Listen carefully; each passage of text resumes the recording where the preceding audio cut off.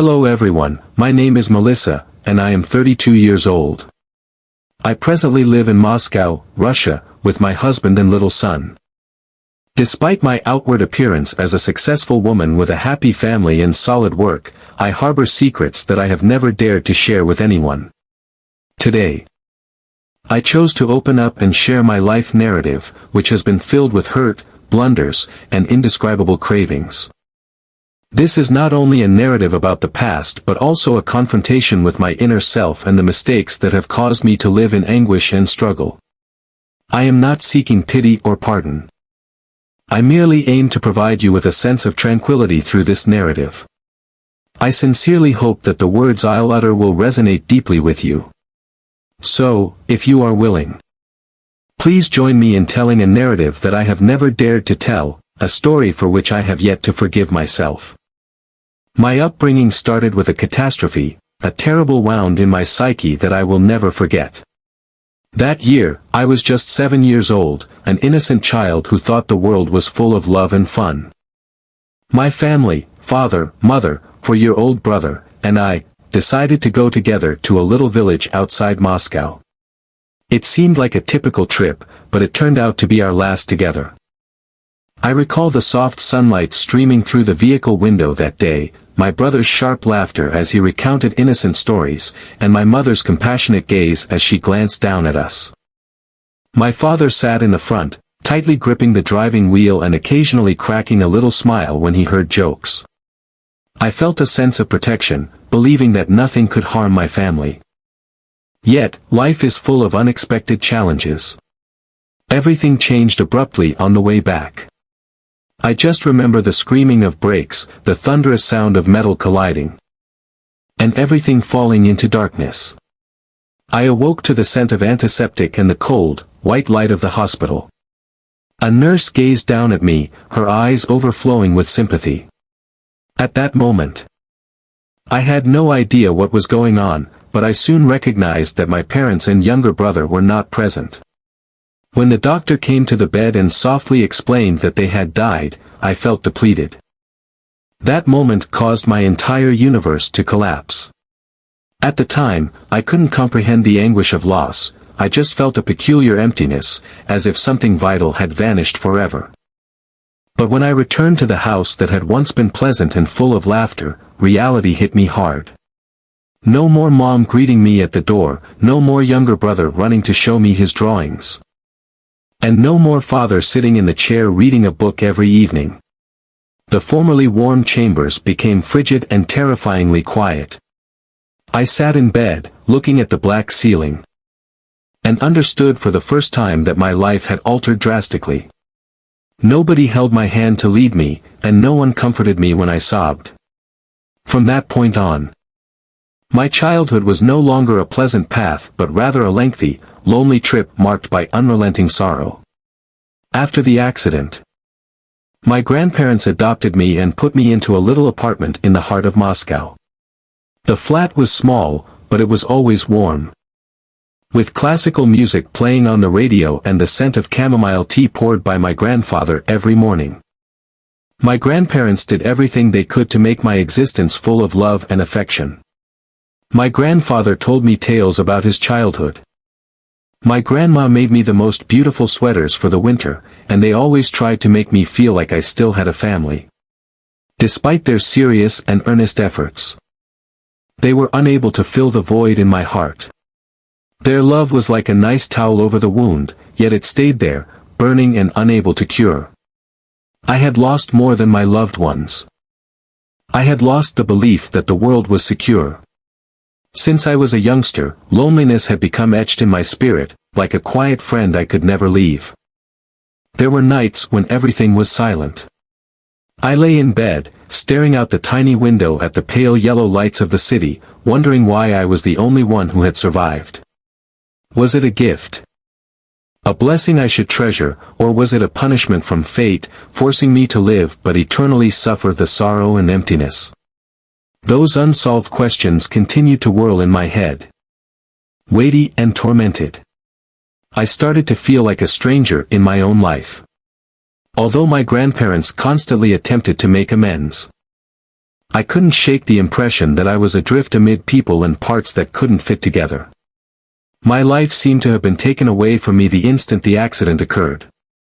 It became a painful trip, and I was left helpless to see my own loss. As the years passed, I matured, putting on a tough front to conceal the profound scars inside. People around me typically described me as a strong, independent girl, but they had no idea that inside me were numerous fissures, remnants of a childhood ripped apart by tragedy. I learned to hold my equilibrium on the tumultuous surface of life, but deep inside, every stride felt wobbly. When I reached maturity, I realized I couldn't continue to live under my grandparents' protection. I needed to forge my own route, even though I knew it would be challenging. After several days of deliberation and hardship, I chose to apply to Bauman Moscow State Technical University, one of Russia's most prominent universities. It was not an easy decision. I knew no one at school and had no relationships to rely on. Although the learning climate there was considered to be incredibly rigorous, I refused to back down.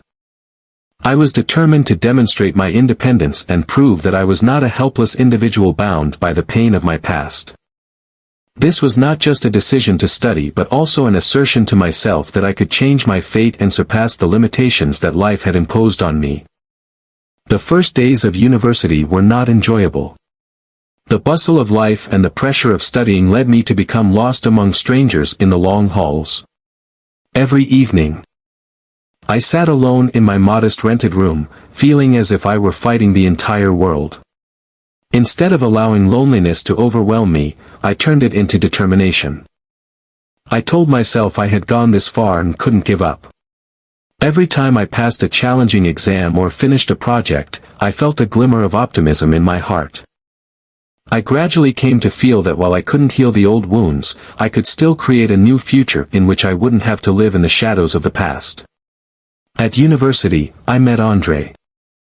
A guy who drew my attention from the start. He was tall and attractive, with sparkling eyes and a confident smile. But what impressed me the most was his knowledge and poise. Andre was unlike anyone I'd met before. He drew me in not only with his appearance but also with the way he spoke, constantly listening, comprehending, and delivering interesting ideas. Initially, we were simply buddies. Our relationship developed spontaneously, either through group discussions or when he assisted me in solving tough math issues. Andre was very patient while explaining things.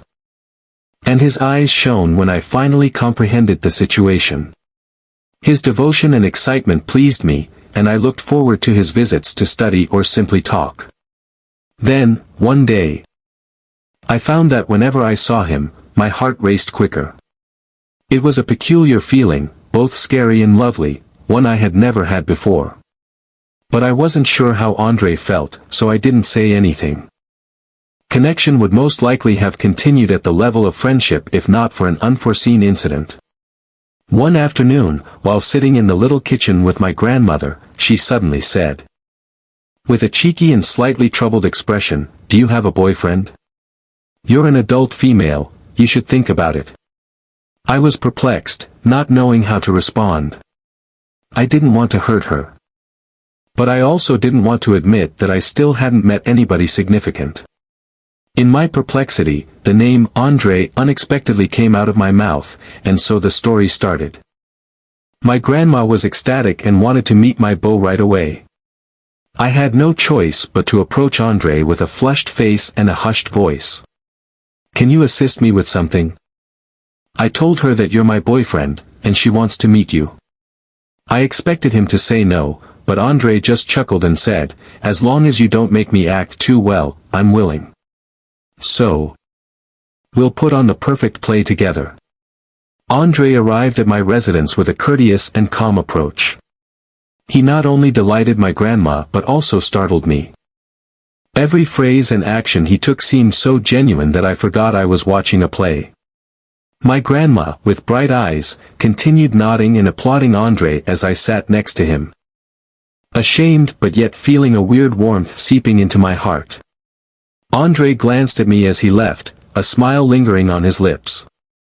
I finished my part, however, it appears that your grandma truly likes me. I didn't know how to respond, so I simply smiled back. Our connection changed since that day. There were certain things that didn't need to be mentioned.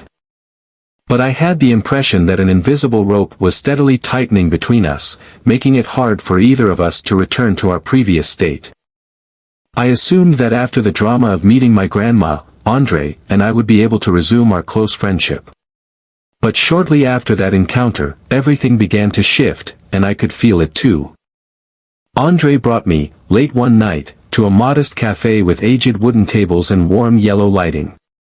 He ordered a couple of glasses of wine, and we spoke as usual. But this time the mood was different, close, but with veiled significance. Andre grinned an unusual smile and fixed me with a deep glance, making my heart race. Andre did not take me home after supper, as he usually did. Instead, he recommended that we go elsewhere for a while. Okay. Consider it my way of saying thank you for assisting you in doing your job flawlessly in front of your grandma. I didn't think much of it and just nodded in agreement. We arrived at a tiny motel, where dim lighting created a warm yet private environment.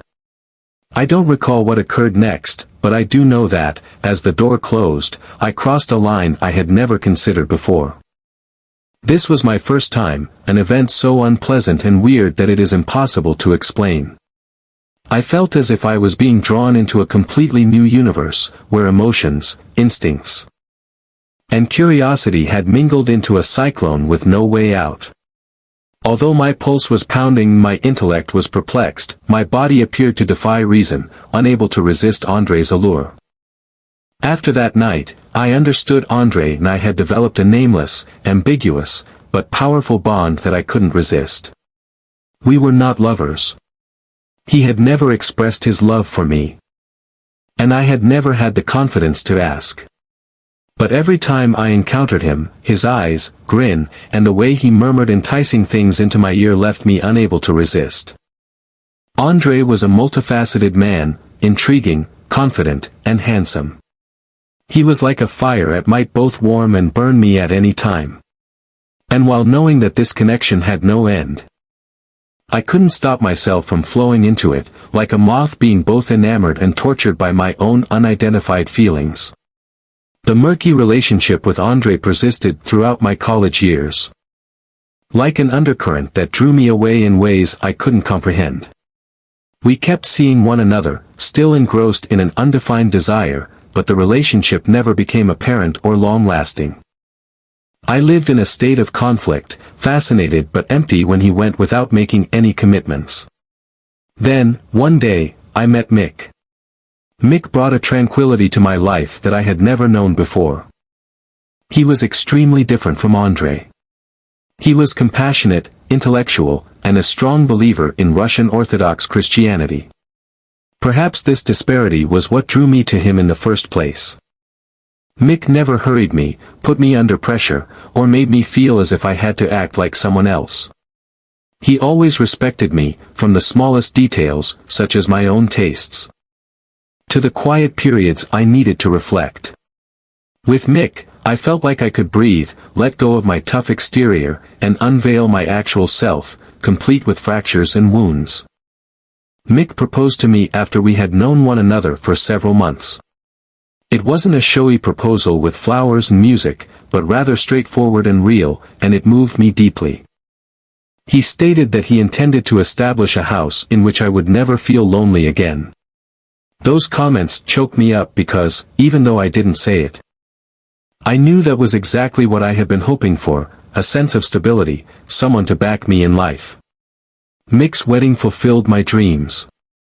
I was dressed in spotless white, standing in front of the altar with flickering candles and the choir singing. His eyes were filled with love and trust, making me feel as if the entire world was on my side. When we spoke wedding vows, I honestly felt that my life had come to a close. Mick was the long-awaited goal, the one who might provide me with the tranquility I had never felt. At the time, I believed that all of the anguish and upheaval of the past belonged to another chapter in my life, one that I was ready to end and begin anew, more complete and happier. But Andre did not leave my life. When I returned to work at the IT company, he emerged as a ghost from the past, haunting me indefinitely. At first, it was merely casual encounters in the corridors, his gaze deep and intense, shattering the veneer I attempted to construct for myself. Then followed brief but profound discussions. Murmurs that appeared innocent but brought back memories I was trying to ignore. I told myself it couldn't happen. I was Mick's wife, and he had given me all the love and trust one had ever wanted. Andre, however, was like a smoldering fire.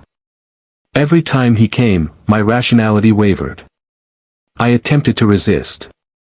I immersed myself in my job, avoided his gaze, and shut off any communication. But when Andre arrived, his deep voice caused me to lose track of where I was going. In only one night, and a few drinks, everything I had promised myself was distorted. In a moment, all barriers fell. I lost who I was, and I forgot that my wedding band was still on my finger. For the first time since my marriage, I crossed the boundary between right and wrong. Rushing into Andre's arms like a lost soul seeking redemption. Every time, I felt terrible and powerless to draw back. Away, Andre evoked deep feelings in me that male did not, creating a hazardous desire, as if he had the key to unlocking a part of me that I did not completely comprehend. I knew I was playing with fire, and that each step farther into this illicit connection meant moving away from the person I actually loved. But Andre's magnetism was too strong. Like a black tsunami sweeping in and swallowing me, drowning me in both pleasure and tremendous terror. I hoped for and dreaded the day when the truth would be revealed. Yet I couldn't help but see myself as doomed by my own decisions. A year after our marriage, I gave birth to my first kid, which should have been the greatest time of my life. Looking into his pure eyes, I felt as if I were confronting my lost innocence and purity. He was a part of male, the embodiment of his love for me. But at that time, a horrible shame sprung up and grasped my heart. I deceived him. I had betrayed the family I had hoped to create, the home I had longed for to alleviate the agony of the past. But no matter how hard I tried to convince myself that things had changed, that I was a mother and that I couldn't go on living in selfishness and errors, Andre's magnetism was like an invisible cord that bound me to this illicit connection. Every time I watched Michael carefully cradling the infant, his eyes full of love, I felt myself fall further into the pit of agony.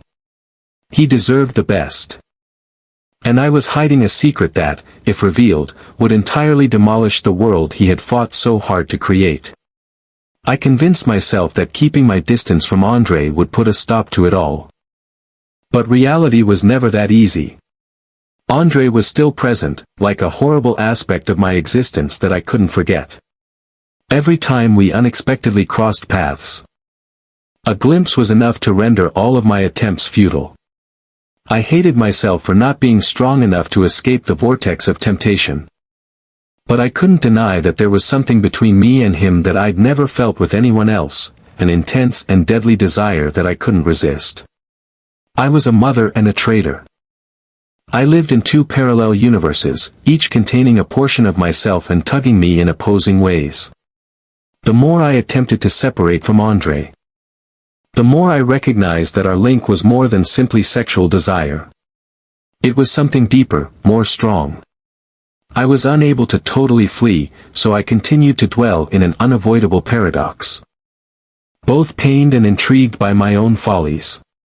Every time I entered the church with Mail, I couldn't help but feel as if I was standing in front of an unseen court.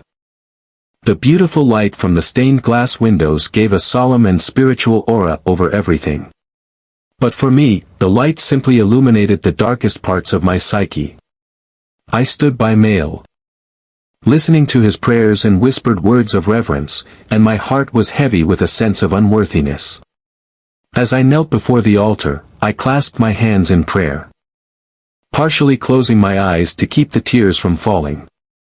I asked God for forgiveness, for him to pardon my misdeeds.